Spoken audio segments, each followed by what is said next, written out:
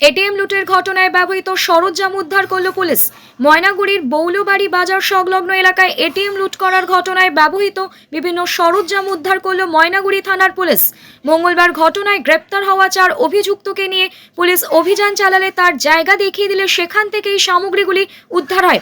জানা গিয়েছে, ময়নাগুড়ি ব্লকের দোমোহনী এলাকায় দমকল কেন্দ্র ও পলিটেকনিক কলেজের মাঝামাঝি জায়গার অঞ্চলে এই সামগ্রীগুলি রাতের অন্ধকারে ফেলে পালায় দুষ্কৃতীরা। এদিন অভিযুক্তদের নিয়ে পুলিশ অভিযানে সেখান থেকে উদ্ধার হয় একটি গ্যাস সিলিন্ডার, অক্সিজেন সিলিন্ডার, কিছু পাইপ এবং এটিএম এর ক্যাশ ট্রে, যেগুলি ব্যবহারের পর পালানোর সময় জঙ্গলে গেলে পালিয়ে যাওয়ার চেষ্টা করে দুষ্কৃতীরা। পুলিশ উদ্ধার হওয়া সামগ্রীগুলি বাজেয়াপ্ত করেছে বলে জানা গিয়েছে। এই বিষয়ে ময়নাগুড়ি থানার আইসি সুবল ঘোষ বলেন, এটিএম কার্ড লুটকাণ্ডে গ্রেপ্তার হওয়া 4 জনকে জিজ্ঞাসাবাদ করে যে জায়গা দেখিয়েছিল সেখানে নিয়ে গিয়ে অভিযান চালানো হয়। সেখান থেকে এই সামগ্রীগুলি উদ্ধার করে বাজেয়াপ্ত করা হয়েছে।